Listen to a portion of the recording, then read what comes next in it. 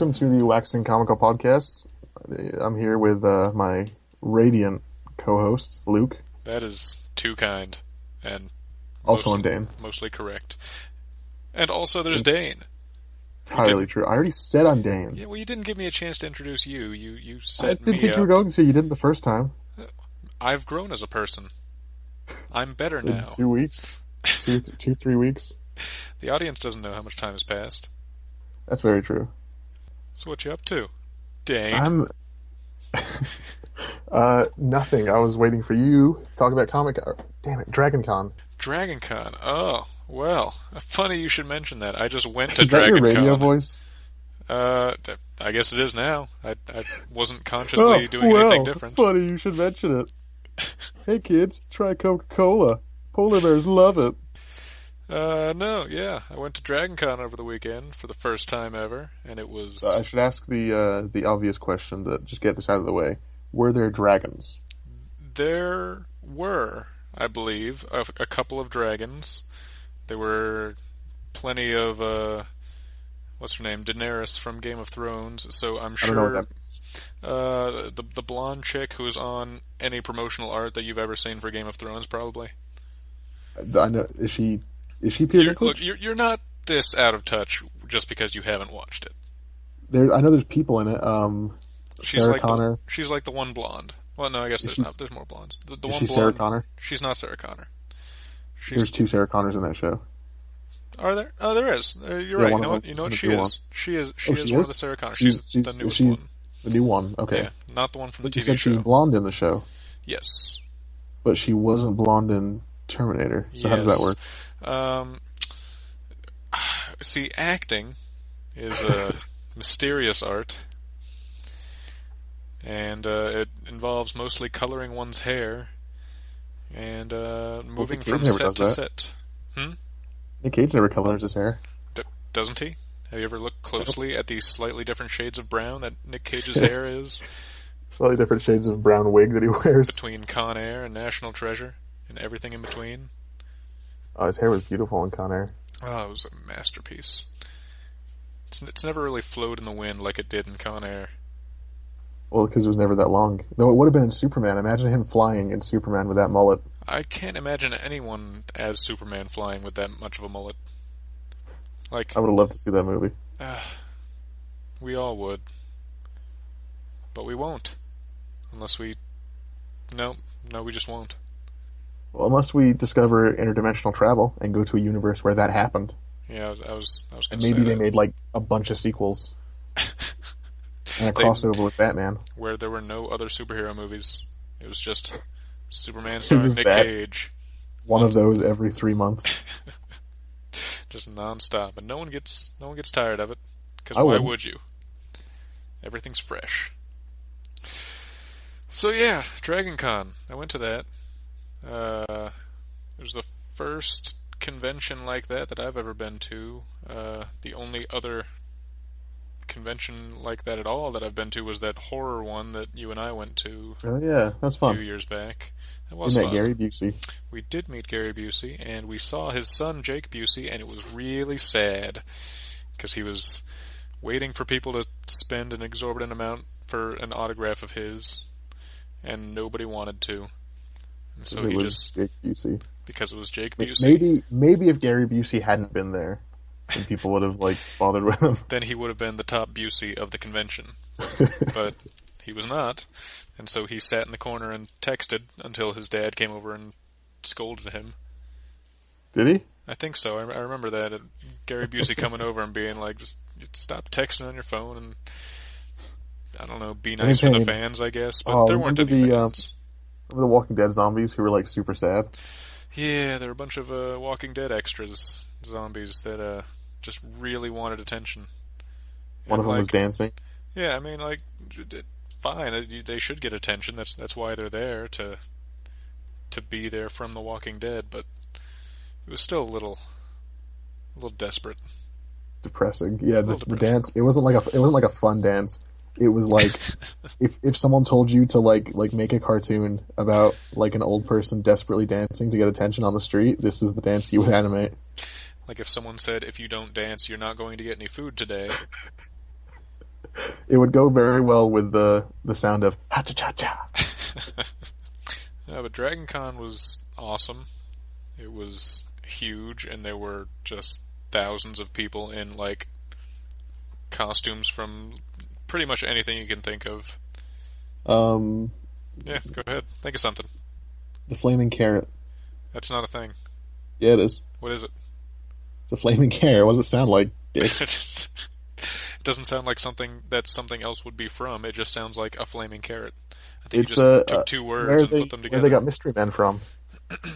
He was like the only one from that comic that didn't make it into the movie. And he was the title character? Is that what you're saying? Yeah. Huh. Yeah, he was one of the Mystery Men. They were all much more colorful in the comic. I think Caitlin did say that she had seen a shoveler there somewhere. I missed him. It's not a flaming carrot, but okay. It's something. It is tangentially related to this flaming carrot that you insist exists. Yes, genitals. Yeah. There's a lot of superheroes, a lot of comic book characters. What? At a comic convention? Imagine that. It's a dragon convention, Dane. We've been over this. It's not Comic-Con. It's DragonCon. I feel bad for like the people who they've got like really awesome costumes, but the ones that you can tell they're not going to be moving around very much at all because it's just some huge display built into their costume. Like and it's like still early September, so I'm sure the weather was not, as cold as you would prefer if you were in costume. It wasn't terrible. It was hot outside, but since most of the stuff was inside, it was pretty well air conditioned, so it wasn't miserable.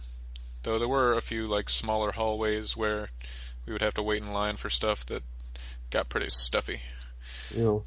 Let's see. On Friday, that was the first day we went, and honestly, we were just like almost overwhelmed just by the sheer number of people in costumes there and how awesome it was. So we didn't even do a whole lot at first. We just kind of stood around in one of the hotels and watched as people like milled just in and out. People. Yeah, stared. I said we didn't take too many photos that day because we were pointing people out and laughing at costumes and wow, you're a dick. Just enjoying it. No, I mean in a friendly way. I'm sorry. Wait. I just said you're a dick, and your response was nah. Who, me? Nah. Because some of the costumes are funny. Like there was there was a lot of Rick and Morty costumes. There were mostly Ricks, a couple Mortys, one Fart that Cloud from the recent season. I know who Fart is. Yeah, well, you were chuckling like someone who just sees it as the word still fart. Said fart. Yeah, I'm going to say it again.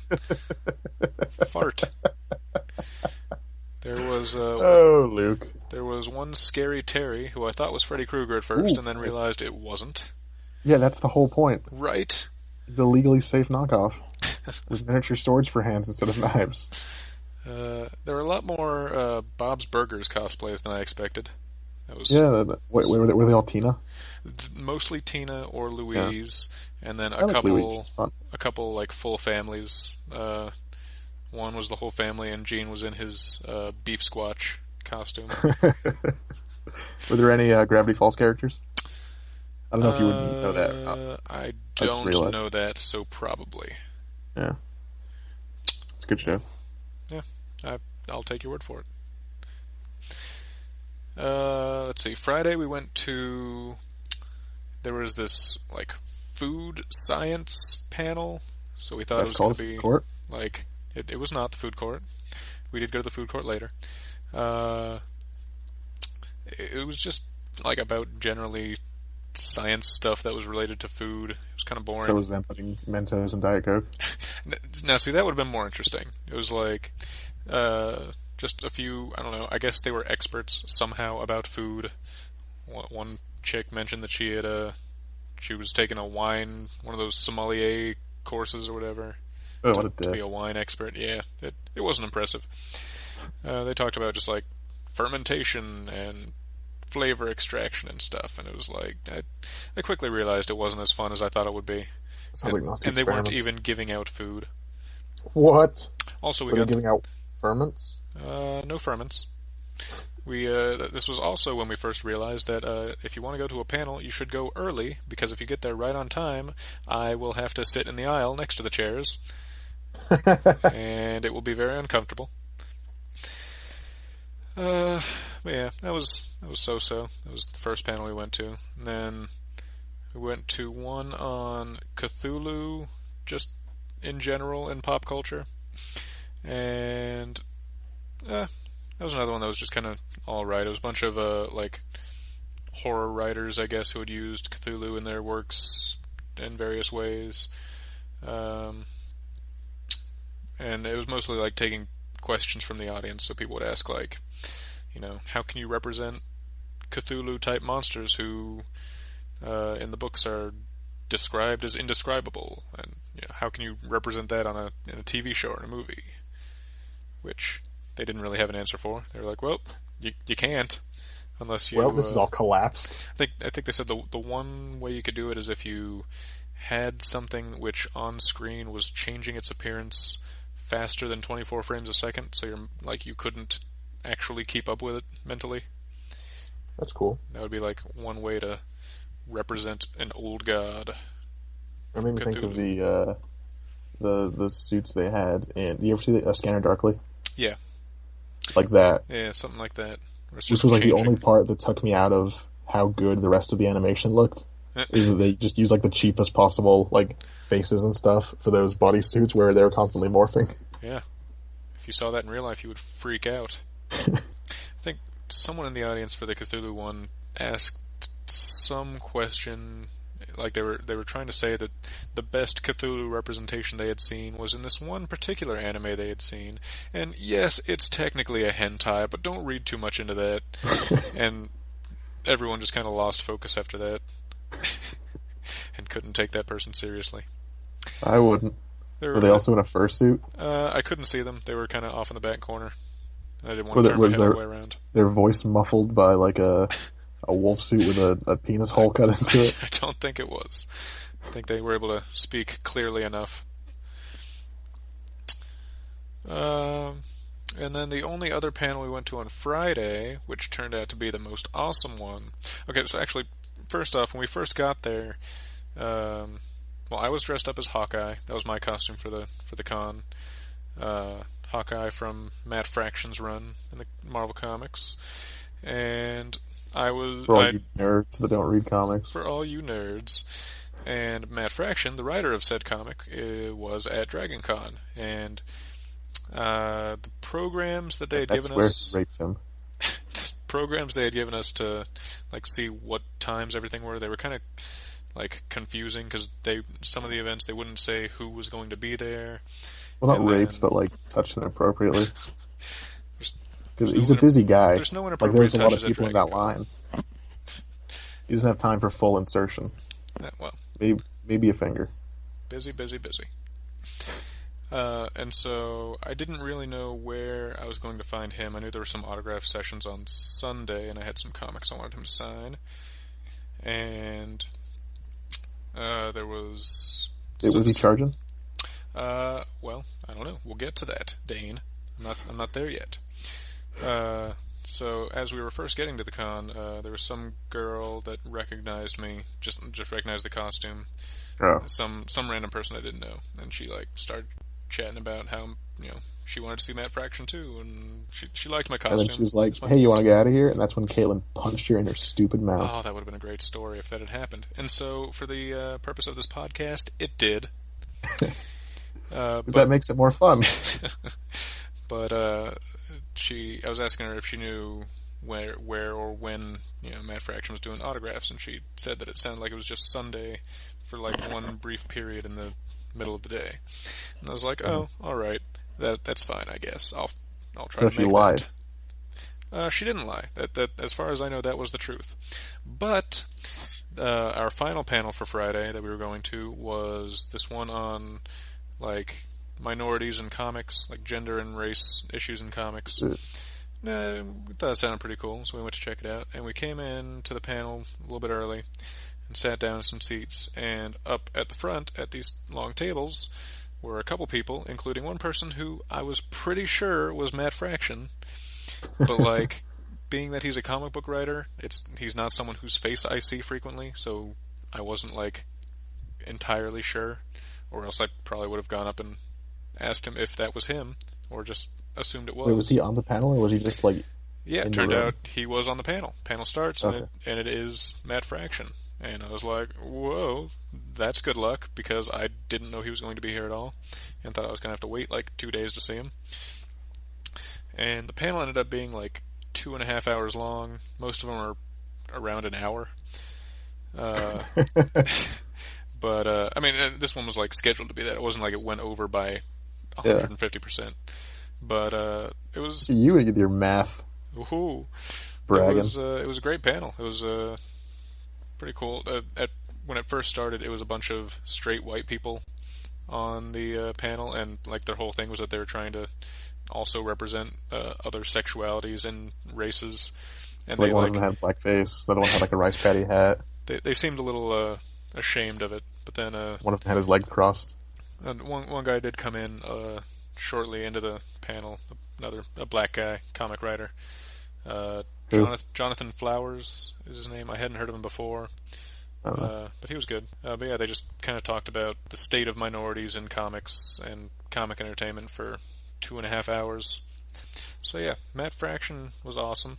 He was very entertaining to listen to. Had a lot to say, despite being a straight white man, on the minorities in comics. And after it was all done, this was like... He was on some talk show like a month or two ago. It might have been Seth. I think it was Seth Meyers. Yeah. That's when he had like really dumb hair, which is why I asked on Facebook a few days ago if he had dumb hair at the panel or at DragonCon. He might have. His hair was covered with a beanie. I couldn't tell. Well, he did mention it. I forgot. I think Chip Zdarsky put up a link somewhere where Matt Fraction did mention like how his hair looked on the Tonight Show, or not the Tonight Show, whatever the show was. How dumb are we talking here? Like shaved on the sides and the back and like long on top and stuff. I don't remember exactly. I have to rewatch it, but so like I need to find like a punk girl. Yeah, yeah. Like if Madonna was young now. He was talking about the Sex Criminals Just the Tips book that they released. And so we read some tips from it, and he was like clearly very nervous to be on TV. Aww. It was pretty funny. Yeah, he wasn't really loud or anything. He was pretty deadpan. Like at first I thought he looked kind of like he was going to be bored with the thing, but he was fine. He just, doesn't get very excited or anything. But I mean, that was fine. He's going to be a very disappointed father to his children, I think, when they grow up. Yeah. Always withholding his pride. He has at least one kid, I think he said. Yeah, I think he's got 2. Well, that's at least one. Okay. But so he's 15, but I don't think he has 15. You can't prove he doesn't. That's fair. But yeah, after the panel, was able to go up and meet him and try to stutter out in the way I talk that I was a fan, and I asked him if he was doing anything more for Marvel now that Hawkeye was gone, and he said not yet, but that could change. So I hadn't even thought about that he's not doing anything for Marvel now. Yep. Rick Remender is also leaving to just do independent stuff. That's sad, but maybe good if he has good independent stuff. Yeah, Black Science is really good. I saw they had a 3rd volume of Book Simone the other day. I still need to buy it. Black Science? Yeah. Is that about black scientists? It's like black magic, but with science. Yeah. And they like traverse dimensions and stuff. It's interesting. It's like Gilligan's Island if it was good. So they get lost in dimension? Or okay, it's like Gilligan's Island. And I want to say Quantum Leap, but no one switches bodies. But it's like they're trying to find their way home. Oh, okay. I was going to say, then what could it possibly have to do with Quantum Leap? And Scott Bakula's in it. But yeah, they're trying to find their way home through like these different dimensions because the thing they're using to like go through the dimensions is like messed up. So it basically just takes them to a different dimension every once in a while. I still have to get Volume 3. Instead, I bought Lobo Volume 1 in the New 52 and Captain Marvel Volume 3, which is the last one before Secret Wars. I did see a female Lobo at DragonCon. Oh, so based on the new one or based on the old one? I don't know. I'm not super familiar with Lobo. It was just What'd enough she to look like? recognize it. Like how was she dressed? Jeez, Like she wanted it? I'm sorry, that wasn't a good joke. several days ago. Okay, was she wearing a tank top jumpsuit, or was she wearing like biker gear? I want to say biker gear. Alright, it was the old one then. Okay. The new one just wears like it's like a onesie, but it's like a tank top. I don't think it was that. At this point, I just remember that she had the the white and black face paint and I think a chain. Yeah, okay, that's definitely the old one. The new one's like he looks more suave. He kind of reminds me of a greaser, like his hair. It's kind of like up, and I don't know, just it grew on me. Well, I do like this new Lobo. He's from space, right? Yeah, of course. Space. The not Earth space. So maybe like 50s Earth culture has just now gotten to him, and he's just now learning what a greaser is and how cool it is to be a greaser. The first page of it is him killing the old Lobo. Because apparently this dude has been going around saying that he's Lobo, and he was not actually Lobo this whole time. And this other guy is Lobo. Yeah. Okay. He's got glowing blue highlights in his hair. I mean, how long was the old Lobo in print? Well, for the new 52, only, 3-4 years. Less than 4 years, I guess, because now, just this past month was the 4th year anniversary, and they didn't do anything. I just noticed they didn't do like a month like they did the last few years. I guess because that's half of those books don't exist anymore, so there's not really a point. They're not all on the same number now. Before that, I mean, he'd been around since like at least the 90s. So long enough that he's pretty much Lobo, is my point. Yeah, but I mean, the New 52 is different continuity, so it doesn't really matter. Kind of like how they made Alec Holland the Swamp Thing again. Well, if he's the Swamp Thing again, doesn't that mean it did matter? Well, because he wasn't technically they retconned it, so the Swamp Thing that existed before the New 52 series, it wasn't actually Alec Holland. It was just a Swamp Thing with his mind, which is fundamentally the same thing. Yeah. But there's not like a naked guy in there, which I assume is what goes on with Swamp Thing. I don't know a lot about Swamp Thing. But there's a naked guy in there. I know that much. Yeah, there's a naked guy in there, and he controls him with levers. But yeah, Lobo is Cullen Bunn writes it. The guy does Sinestro. He's like pretty hit or miss, but I mean, he seems to be better at writing villains than he is at writing villains as main characters than writing heroes as main characters. Like I've never read one of his regular comics and thought like, "Ooh, this is a guy to look out for." But the bits of Sinestro and Lobo I've read, I have enjoyed. That's good.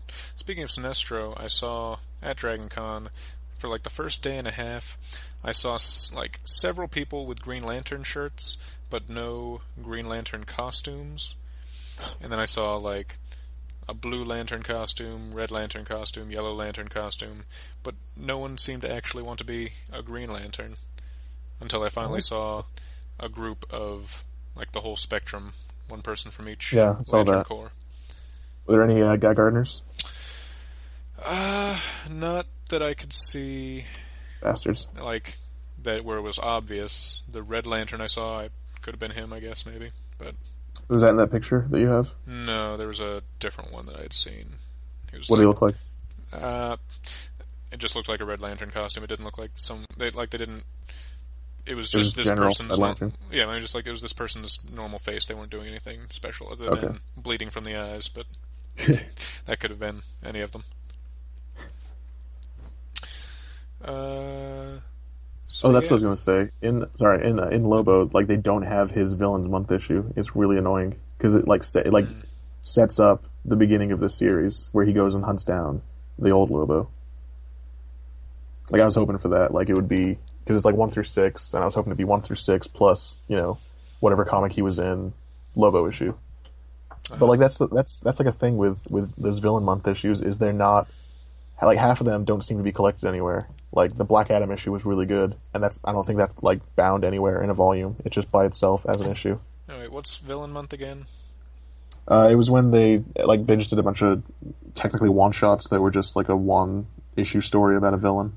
Okay, so that was after It was usually after like issue 23 of a series, right? I think Yeah. I have those. Yeah, okay. I've seen some of those. I like the ones I read. I read like Sinestro. I think that's collected in Volume 1 of Sinestro. But Black Adam's nowhere. Lobo's nowhere. I have Darkseid and like a Batman Superman book, stuff like that. So it's like annoying that they did some, but not all of them. Unless they're just like they did like an omnibus of them all, but I'm not going to buy $150 of comics just for like 2 issues I liked. At least not until someone sponsors our podcast and gives us lots of money. Yeah, then I can just buy everything. I'll drown in that money. So who is Lobo like a villain for, mainly? I mean, he's not really a villain. He's just like a space bounty hunter. Yeah, but he usually serves as a villain, doesn't he? He's a villain for whoever he's being paid to fight or kill. Like, I think he teams up with Superman in Volume 1. Like, I only ever read issue 1. Mm-hmm. And then I just kind of like fell behind, so I figured out I'll just buy the book. Same with Sinestro, actually. And Superman shows up, and they fight each other like for like 1 page, and then they're teamed up for the rest of the issue. Because I mean, he's not hunting Superman, so they're good.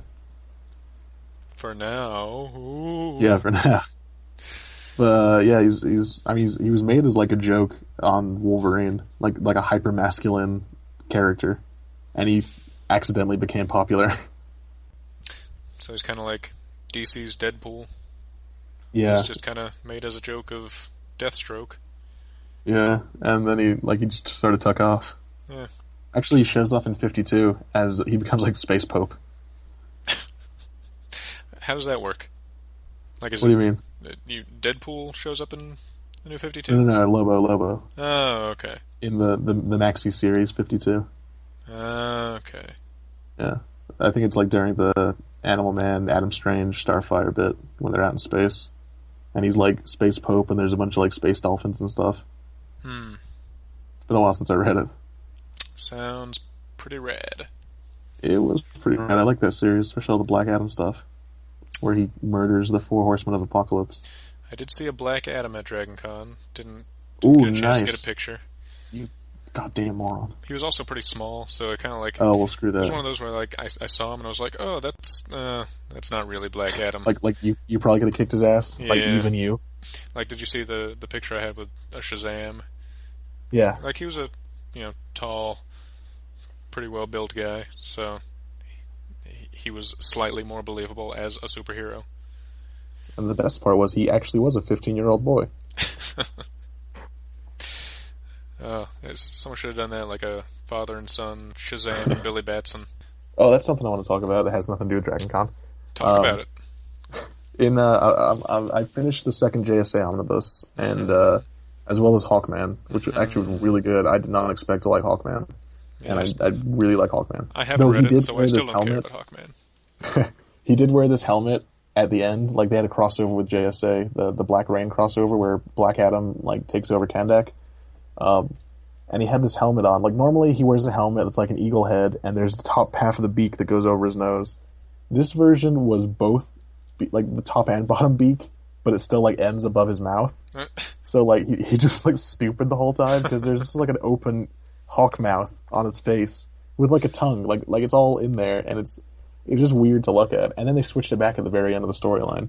But, like, both artists, it was 2 different artists, they both did that. So, obviously, like, that's what he was wearing. It's not like, sometimes Thor has sleeves and sometimes he doesn't, depending on the artist. It was like...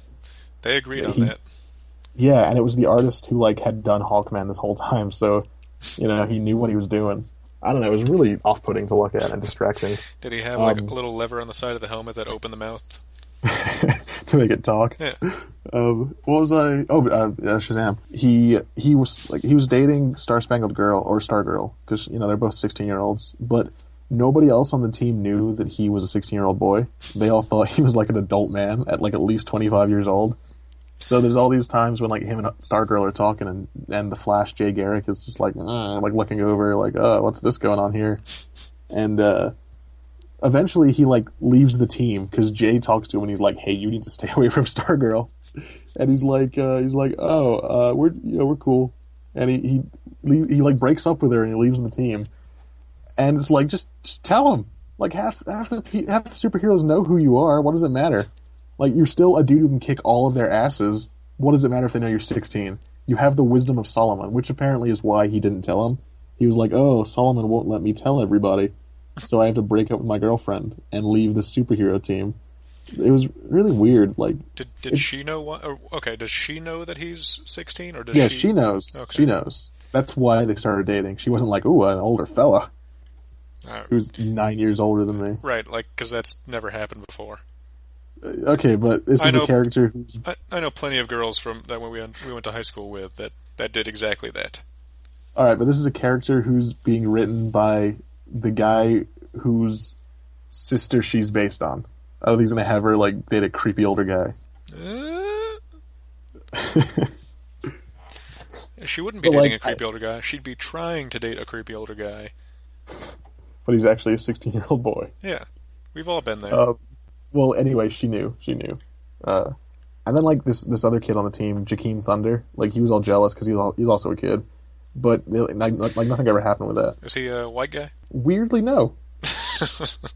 There was one bit when they were like, hey, let's go see a movie, and he was, like, down the hall, and he, like, looked at them, like, and nothing ever happened with that. It was really weird. But, like, that's one thing I hate in anything, like movies or comics or TV shows, is when there's such an easy solution to a problem that can be, like, you can explain it away in one sentence, and nobody ever does that. Like, that was the Lost thing, was you have a guy here who has all the answers. Why aren't you asking him the right questions? Or just any romantic movie ever where some guy gets caught in a compromising position and it looks like he's cheating, but all he has to do is explain exactly what's going on. Yeah, literally just like, oh, she jumped on me. And it's like, well, if she's really, like, in love with you, then maybe she'll believe you if you say something. Just anything other than, it's not what it looks like. It's not what it looks like. And it's like, okay, it's not what it looks like, so tell me what it is. Go on. Well, I'm sorry, we need a third act of redemption.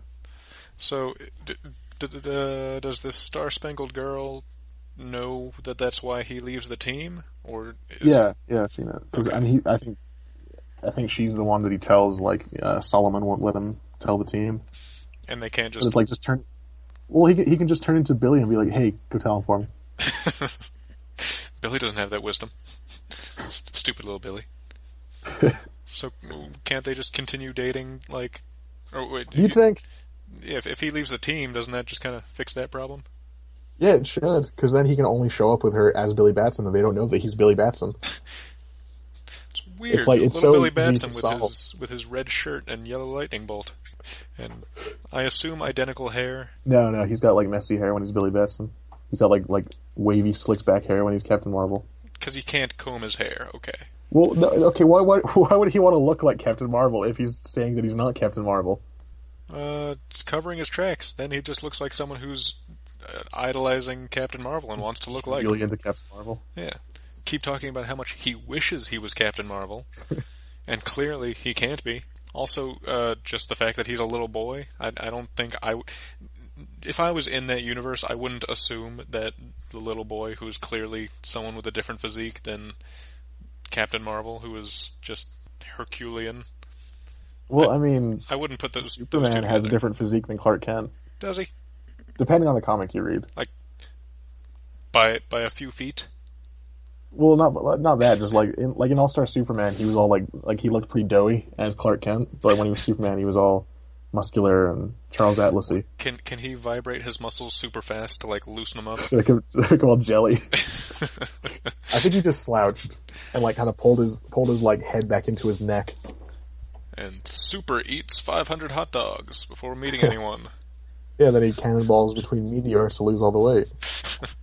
So DragonCon. DragonCon had so many things. That was pretty much what we did on Friday. Was the last thing was seeing Matt Fraction at that panel. So that was pretty rad, because that was just entirely an accident and just a nice little surprise. What your parents said. Oh. About your birth. That was the joke there. Oh, and he signed.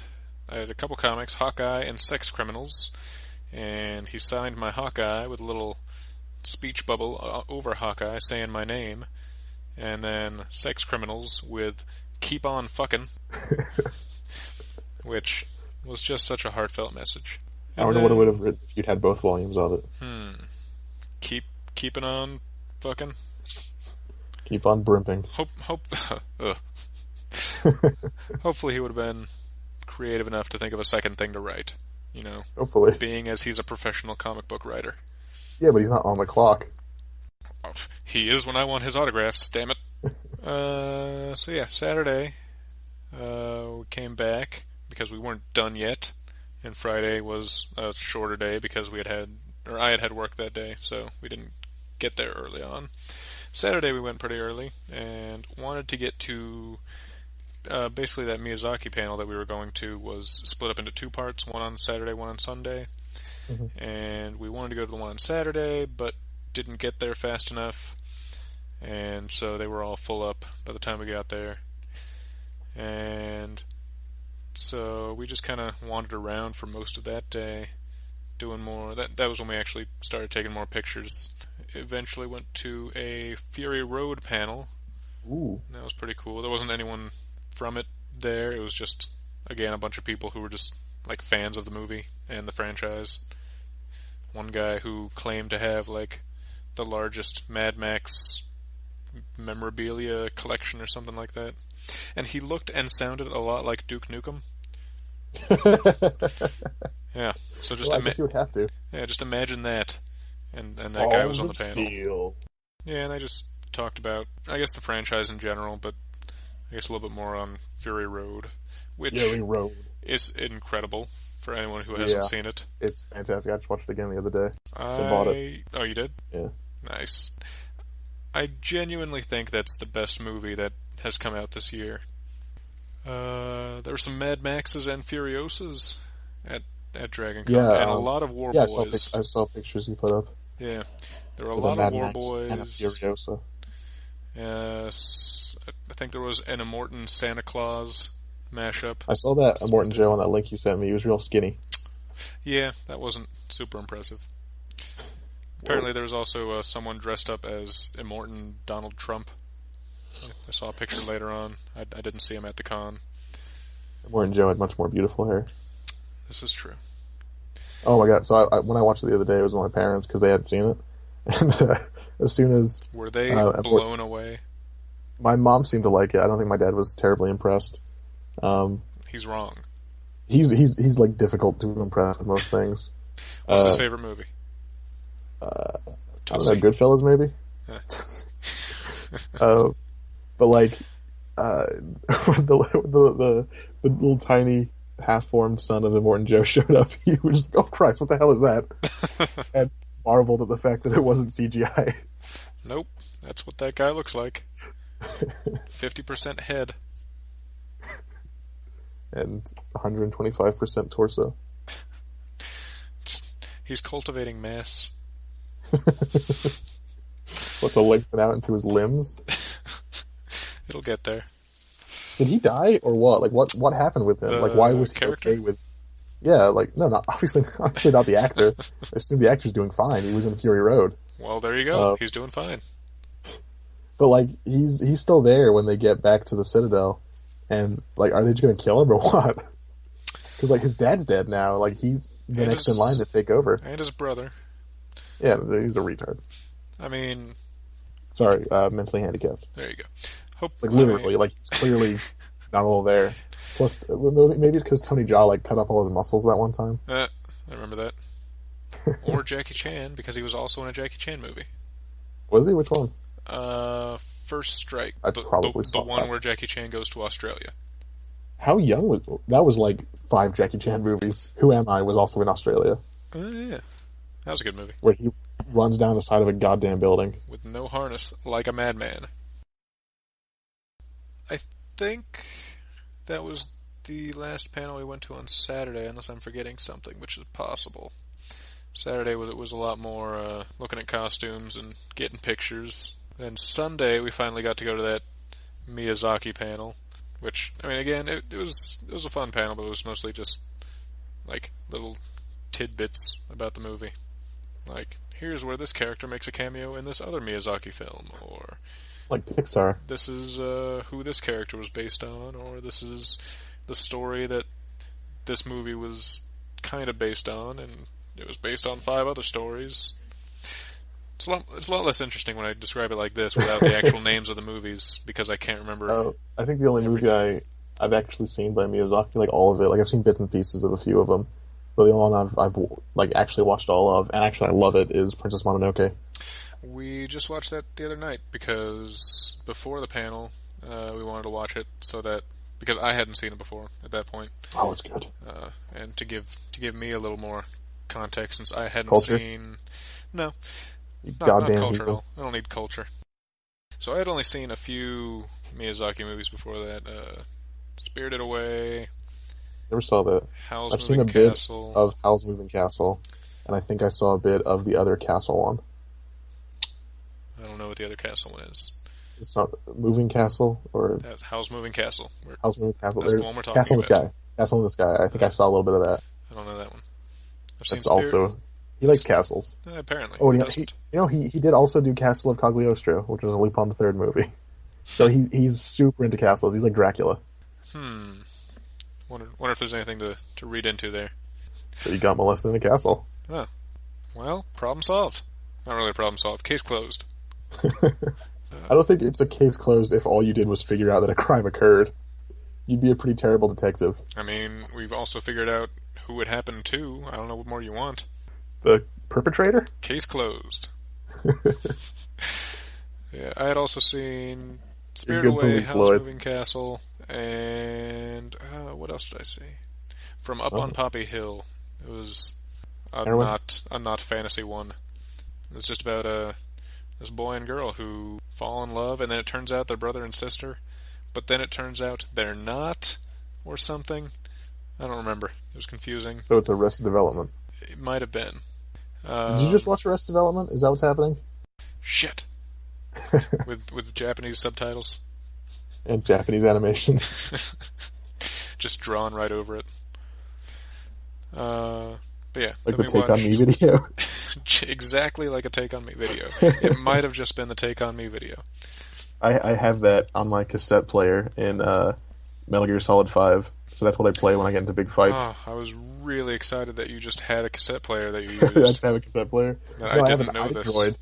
I have an iDroid in that game. It's 1984. It is more advanced than my iPod in 2015. Well, yeah, because it's the bastard child of an iPod and a Droid, clearly. It's just a box with a little hole in it, and the hole projects like a holographic image of like your menus and stuff.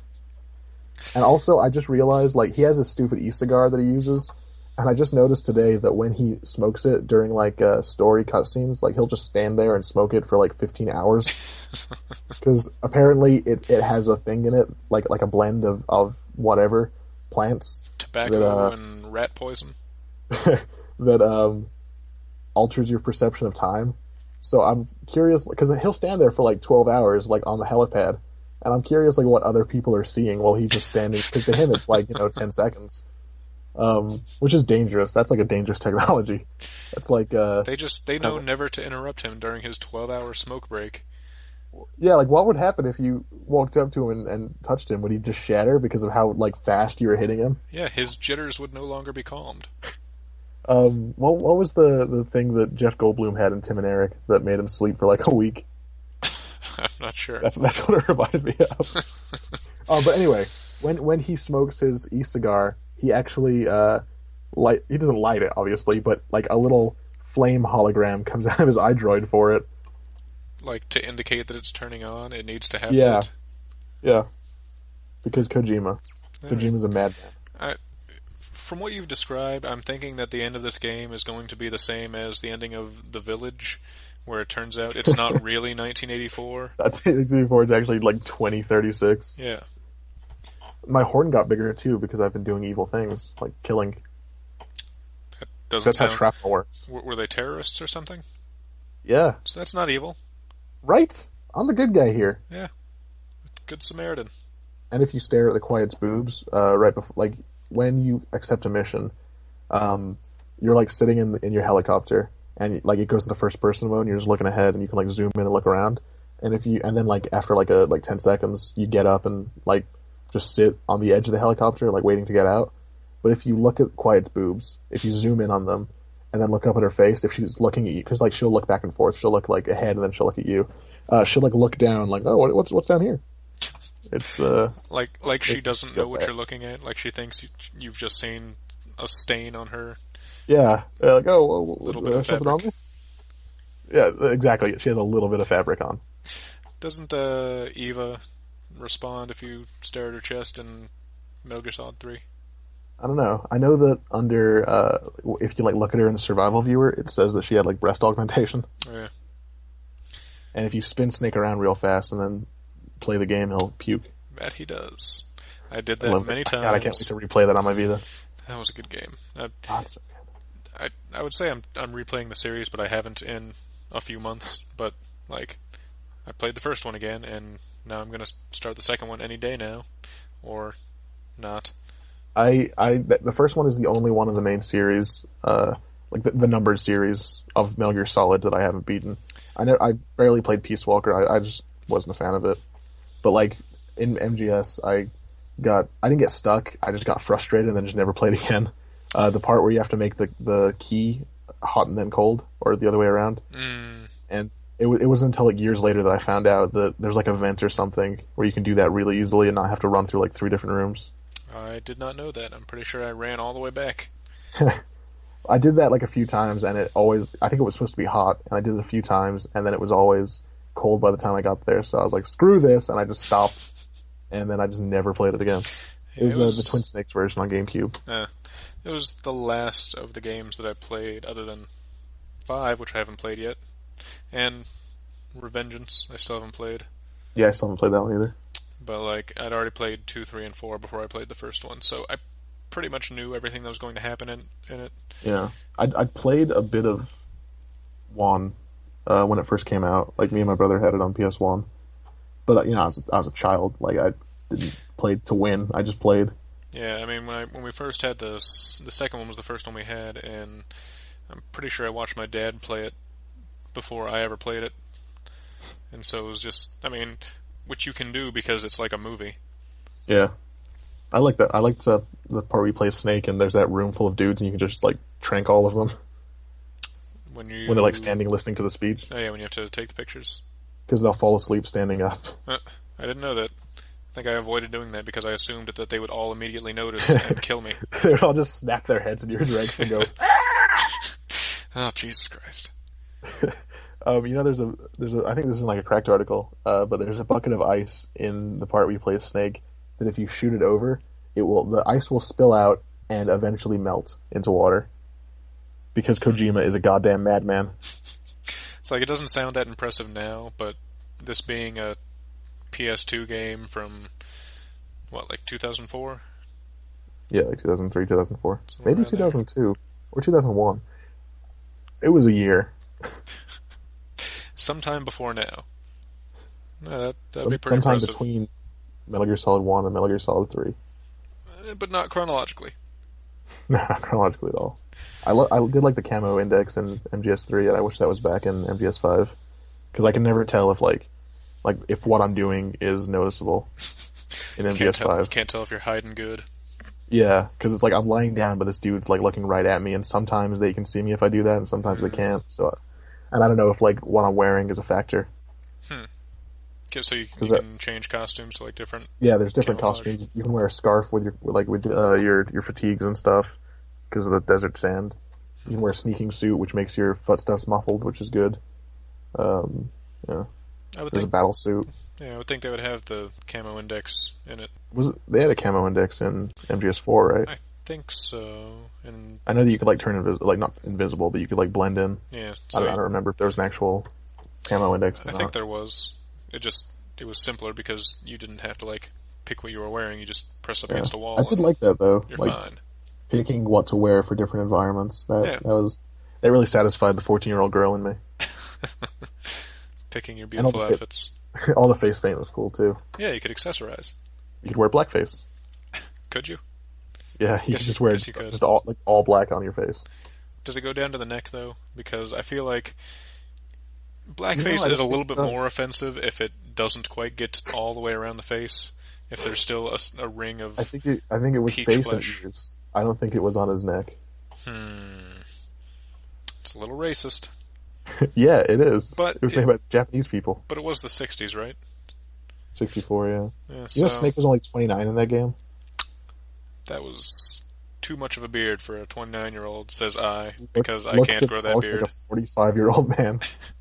It's because all the cigars he smoked, and there were lots of them. That is one thing I miss in MGS5. They don't have like an equipable cigar.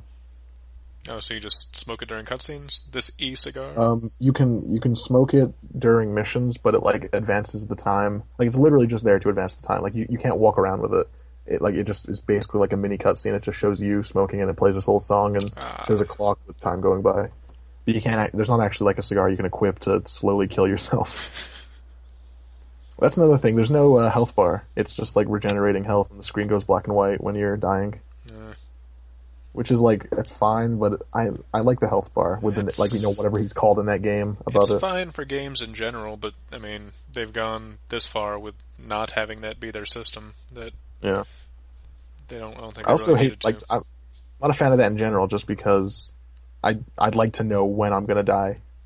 And I don't, you know, because if I have, like, you know, 3/4 or, you know, a quarter of my health left, I'm like, okay, I can take out a few more guys before I have to seek cover. But in this, it's like, oh, it's black and white. Is it gonna get more black and white before I die, or do I have time to kill someone? I did like the MGS3 system with, you know, you could go and hunt animals in your spare time and Yeah, stamina and health. yeah. And then I think in MGS4 you had psyche, whatever.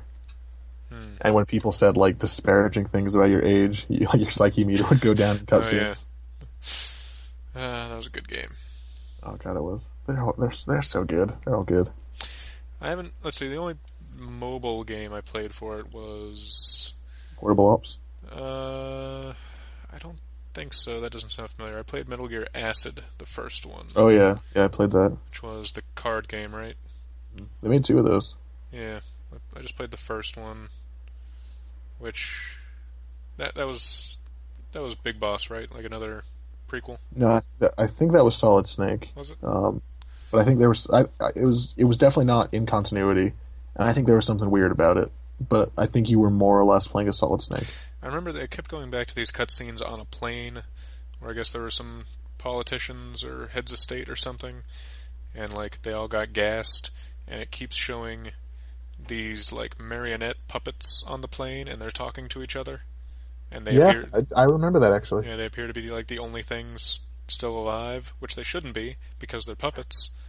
Remember the puppets in MGS4? Yeah. You could like control people with them after, right? Like after you got them. Yeah, from Screaming Mantis. Yeah. Those boss fights are creepy once they get out of their armor. There's not really boss fights in the new one. Why not? There should be. Like, well, there was a sniper battle with Quiet that was pretty cool. And I guess you fight a Metal Gear at the end, but there's not really like, you know, a whole bunch of, you know, boss fights. I was gonna say there should be a Metal Gear in there somewhere, or else it's kind of. Well, there wasn't one in MGS3. There was a Shadowhod.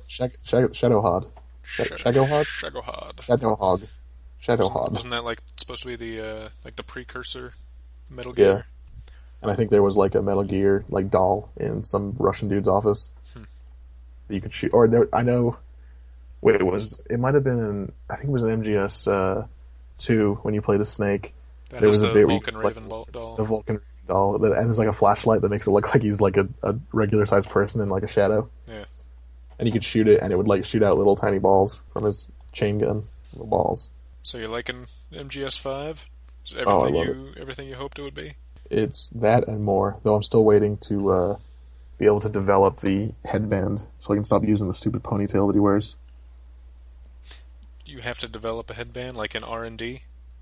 Yeah, there's a bunch of different teams you have on Mother Base, and if you get your R&D and your medical teams up to level 34 each, then you can develop a headband. And then he wears his hair as a mullet. Well, okay, it does have benefits. Just take a headband from a guy that you kill. Someone's got to be wearing one. You take half damage when you wear it, which I don't care about. I just want the headband. I just hate the...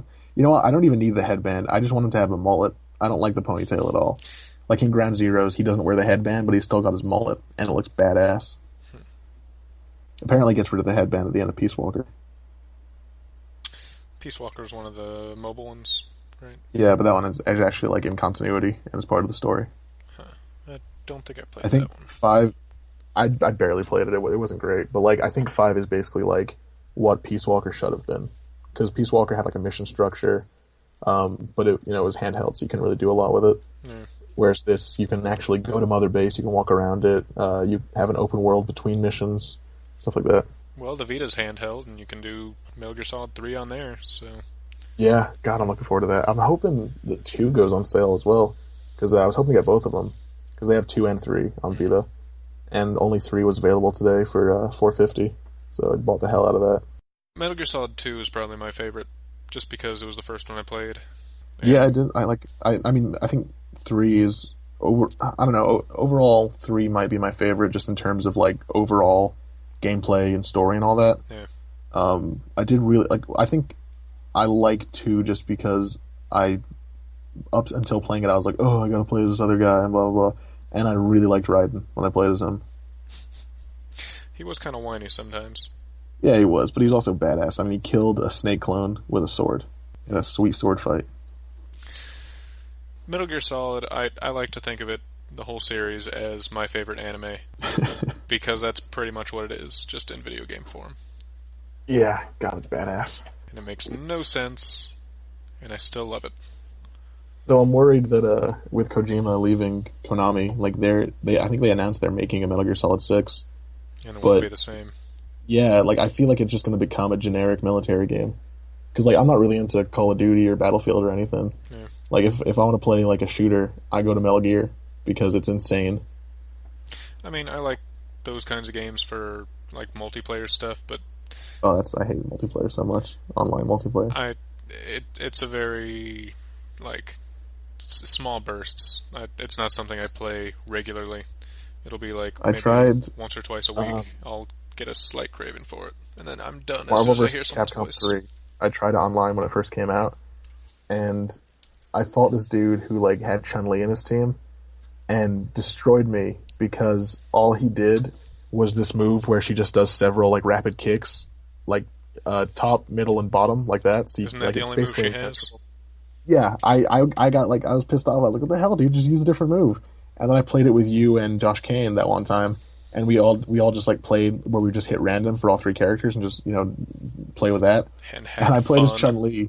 It was great. I played as Chun-Li, and like that was literally every move she had was that one single move. And I just kept going like, I'm sorry, I'm so sorry. This is all she could do. So that guy was probably trying to do something better, and you were getting mad at him. Trying to do a second move. And he never played online again. And that man became Barack Obama. So then on Sunday at DragonCon, we did that Miyazaki panel. We went to another, like, gender issues kind of thing, but like in video games. And that one wasn't as good because it was some people that worked in video games, a bunch of ladies, and one gay guy, and one straight guy. Whoa. Ladies working in video games? Right? I think you may have misspoke. You might think, but no. It's 2015, Dane. It's not 2014 anymore. Did I tell you why Quiet dresses the way she does in MGS5? You said that you had heard it was something about her being photosynthetic. Yeah, that is what it is. That's... I don't have words for how that makes me feel. And but they would be bad. They would be bad words. Apparently, I have a water gun that I was able to develop with my R&D team. Did you put a lot of resources into that? Was that a priority? Probably like $100,000. Yes, that's a lot of money. I've forgotten to do this, but apparently you can spray her and she'll like freak out because if she is submerged in water, she will die. Because she breathes through her skin. But she can shower, and she like shakes and shudders because she's like drinking the water through her skin. Wait, are you saying you can watch her shower? Yeah. She's clothed. Okay. She's basically wearing a bikini and fishnets. She can shower in that. Though when she lies down, like when you're not on missions, when you're at Mother Base, she's in a cell. to make all the other people feel comfortable, because otherwise they think that she will murder them. And she does lie down and undoes her bikini top. I don't know why. Like that's not covering enough that she's going to breathe easier through her skin with that line of skin uncovered. No, that must be it. There's no other possible reason that they would design that into the game. I think Kojima said that like they made her look like that to inspire cosplay. And then I guess afterwards he was like, photosynthetic or some shit. I don't know. But in Japanese. Quick, backpedal. I didn't. But that doesn't explain why the end could be fully clothed. Unless because he was so old, he'd learned to just get enough oxygen through his head. That, or he should have been less clothed, because when I played the game, he died of old age. So clearly something was going wrong there. Yeah, but he was like 150 years old. Yeah. Maybe more. Well, so maybe he stopped caring. Maybe he thought, it's my time. He doesn't have that beach body anymore.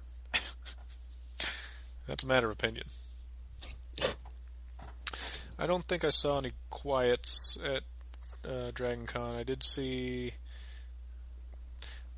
just in general, some snakes. I think they were probably more likely Big Boss, because since just that's the popular one now. Yeah, that's the current one. But it was hard to tell because they look mostly the same. Do they have horns? I don't remember seeing any horns or eye patches. But Big Boss didn't always have horns. There were usually eye patches, but that still doesn't entirely mean anything. Well, if they had an eye patch and they were Solid Snake, they'd be Old Snake. True. So it was pretty much Big Boss. That's who it was. Yeah. I saw some Big Bosses. Let's see. So then we went to this costume contest at one point. Did you win? We didn't enter, but I did win. They thought it was so fantastic that all the entrants... And you're just living in a movie where things like that happen. Right? There were bouquets and people cheering, and they gave me a big check. Yeah, no, we wanted to see some of the crazier costumes that people put in insane amounts of time in. And the costume contest was hosted by the guy who I guess does the English voice of Goku in Dragon Ball Z. Sean Schimmel? No, that doesn't sound right. Then it's not Goku. Something with a K. Maybe I'll look it up as I'm talking, but it was something. Yeah, something. Kaka. No, that was the guy's something? Real name. Kaka. But yeah, he was awful. He was very very unfunny, painfully so. Was he trying to be funny? Yeah, he was trying real hard. Sean Schimmel is the voice that comes up, so I don't know who the hell this guy was. Yeah, I know who voices Goku. I'm not a monster. I feel like that's what this guy said he did. That was what... Maybe he said he wanted to be Goku and he wasn't actually anybody. Maybe he did the Japanese voice, and the Japanese voice is a woman. Despite being a white guy. A Japanese woman. And she still does his voice. So Goku still sounds like a Japanese woman. Peter Kalamis. Never heard of him. What's he done? Let's see. He was the voice of Goku in Funimation Saban's original dub of Dragon Ball Z. Oh, okay, so he's not Goku, let's be honest. He's just some asshole. Apparently.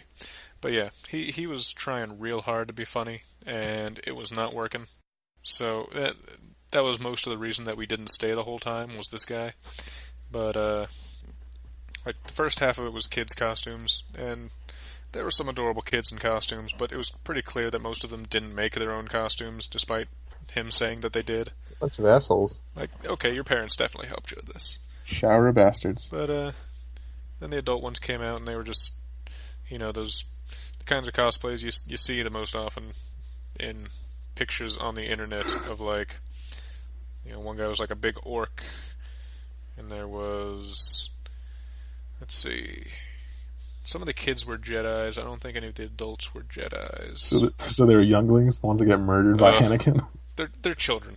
They're called children. Younglings is a stupid word. Younglings is our word. I did see, not at the costume contest, but just elsewhere, there was a General Grievous, and that was pretty Did he good. cough a lot? Have a Jamaican accent? Not sure he was. I always saw him from a distance, but Why did that robot cough? because George Lucas was sick and he wanted to be in the movie. His gout or goiter? He has that weird neck thing, whatever that is.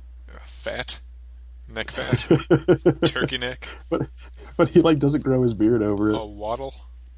Why is there a thing people do where they shave their beard like onto their jawline as opposed to growing it down their neck like a human? Eh. Or Benjamin Bernanke? Who? He was Jonathan Lipnicki? with his giant head. Benjamin Bernanke is or was the Secretary of the Treasury, I think. Oh, Bernanke. Or Bernanke, sure. And his beard like grew down onto his chest. Like he the looked like Wolfman? Wolf. Yeah. Huh. But yeah, there's General Grievous who was a guy in, like... I don't know if you call them stilts. They look more like those, I don't know. Not moon boots, but those bouncy boots that people wear sometimes. And he had, like, the 4 lightsabers. It was a big costume. It was pretty impressive. Yeah, there's a lot of stuff, costume-wise. I can't remember most of it, just because there were so many hundreds of things I saw, and I do not have a photographic memory. But if you can think of something, there was a costume of it. Except Flaming Carrot. What about Beta Ray Bill? Don't remember seeing a Beta Ray Bill, but I wouldn't be surprised if there had been one there. There were lots of Thors. At least one Lady Thor. You mean Jane Forster? I said what I said. There was one big Thor along with an Odin. And they were like in big, fancy Asgardian armor. That was pretty cool. There was a Jean Grey Phoenix with like there was, the girl was just dressed as Jean Grey in her costume, and then she had this giant Phoenix attachment behind her. Yeah, like lightning tip stuff. Like what? What? What? What? What? Don't worry about it, man. So yeah, I think that was all the panels we went to, and costume contest, which we left early because Goku kept trying to make jokes badly. And the rest of the time we just wandered around and took pictures and were in costume. And it was fun, and I'd recommend it. I didn't go. Oh, why not? Because you don't like having fun? Yeah. We were talking about, because we want to go next year too, and since all they're doing the Snake and Metal Gear Acid is a clone of Solid Snake, and it's based in 2016. Yeah. Oh, and he has amnesia. God damn it. Anyway, so yeah, I think if you buy a pass now, I think until the 14th or so of this month, it's $80 for all 4 days. Yeah. As opposed to $130. Yeah, they get more expensive as the year goes on. When I went to Anime Week in Atlanta last year, I got into the habit of asking people if I could pick them up for pictures. I would do a normal picture where I was just standing with them, and then I would say, okay, now can I pick you up? And all of them except for Superman said yes.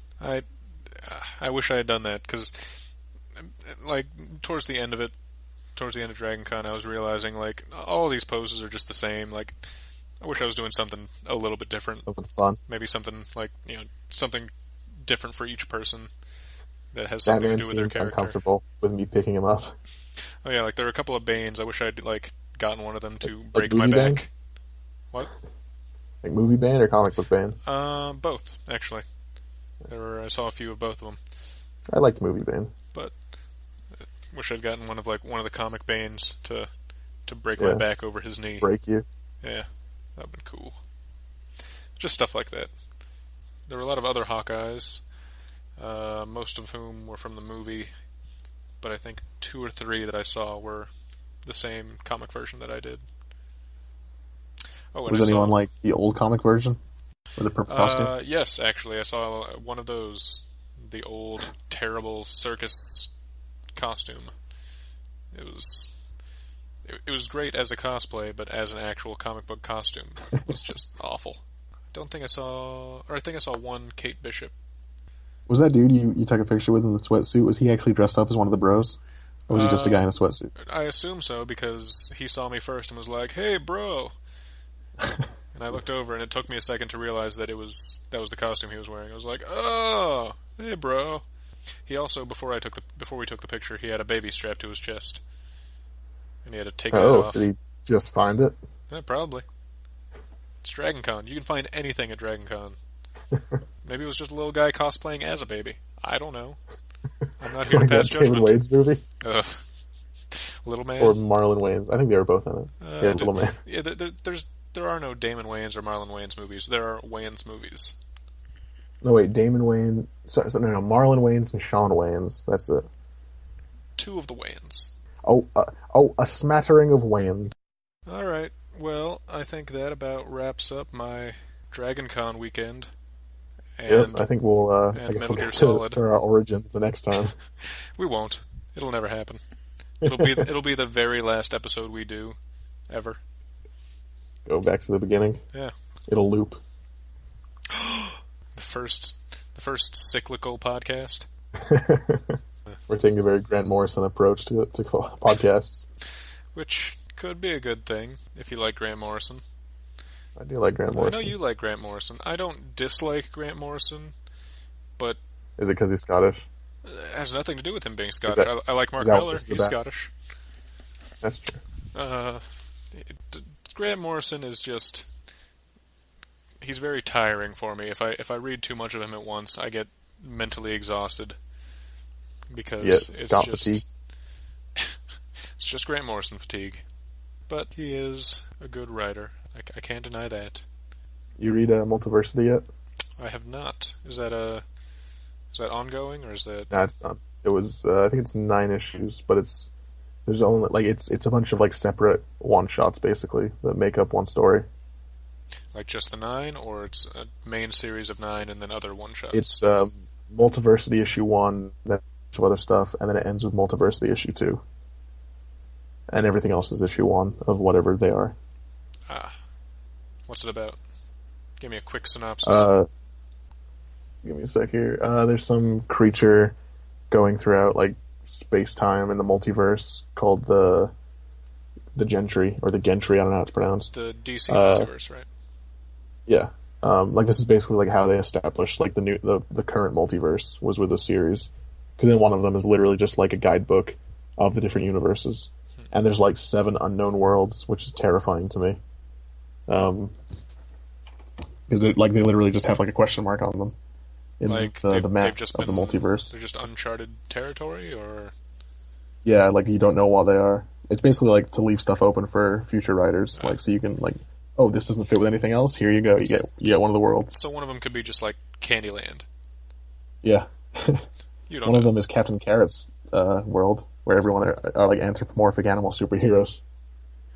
But basically it's them, putting together this big group from the multiverse, including the, Barack Obama-inspired Superman from Earth-23, to fight the Gentry, and it's going through all these different universes. It's basically stories in these universes that the Gentry is involved in somehow, or they're using this haunted comic book, which is how the Gentry is spreading through the message of this comic book that's cyclical.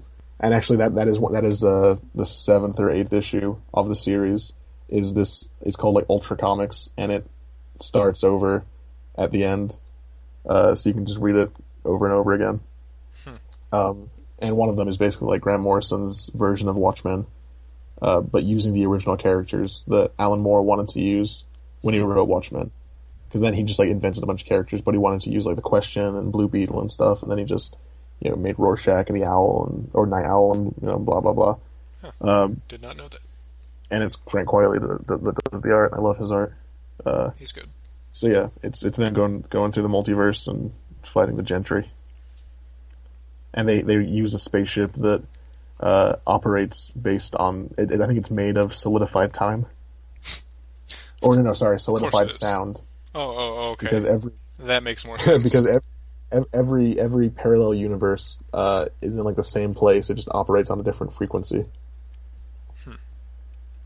Vibrates at a different frequency. All right. Well, Good. That definitely sounds like a Grant Morrison comic. And it's super long too. It's like 9 issues, but each one is like 40 pages. So it's basically like 18, 20 issues to like in length. Yeah, it's a decent sized run. Yeah. All right. Well, you heard it. Read Multiversity. Go to DragonCon next year. Next year, don't go now. You'll miss it. It's way too late. Play all of the Metal Gear Solid games. Oh yeah. Because they're just all so great. I love them. Phenomenal. And listen to this podcast. Always. Forever. It'll never end. Like a Grant Morrison time loop. Alright. Thanks for listening. This is Luke. I'm Dan. Bye, guys. Lick.